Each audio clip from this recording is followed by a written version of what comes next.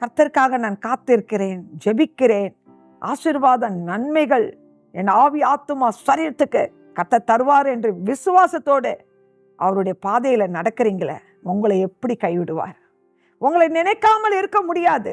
கர்த்தர் உங்களை நினைத்திருக்கிறார், உங்களை ஆசீர்வதிப்பார். இன்னைக்கு உங்களுக்கு தேவனுடைய வார்த்தை என்ன தெரியுமா? ஏசாயா 59வது அதிகாரம் 18வது வசனம், கிரியைகளுக்கு தக்க பலனை அளிப்பார். ஆண்டவருக்காக பரிசுத்த இருதயத்தோடு அவர் சொல்றபடி வாழ்ந்து உங்களுடைய ஆவிக்குரிய வாழ்க்கையிலும் கர்த்தருக்கு பிரியமான காரியங்களை செய்வதிலும் உங்களுடைய கிரியைகளை வெளிப்படுத்தி காட்டுறீங்கள, மற்றவங்களுக்கும் நன்மை செய்யணும்னு நினைக்கிறீங்கள, தேவன் ஒருபோதும் உங்களை மறந்து போக மாட்டார். உங்களுக்கு கிரியைகளுக்கு தக்கதாக உங்களுக்கு பலன் வரும். உங்களை நினைத்திருக்கிறார், உங்களை ஆசீர்வதிப்பார். உங்கள் இருதயம் கலங்காது இருப்பதா, சோர்ந்து போகாது. நன்மை செய்வதில் தொடர்ந்து தேவனுக்கு பிரியமான கிரியைகளை செய்து வாழுங்க. கர்த்தர் உங்களை ஆசீர்வதிப்பாராக. ஆமென்.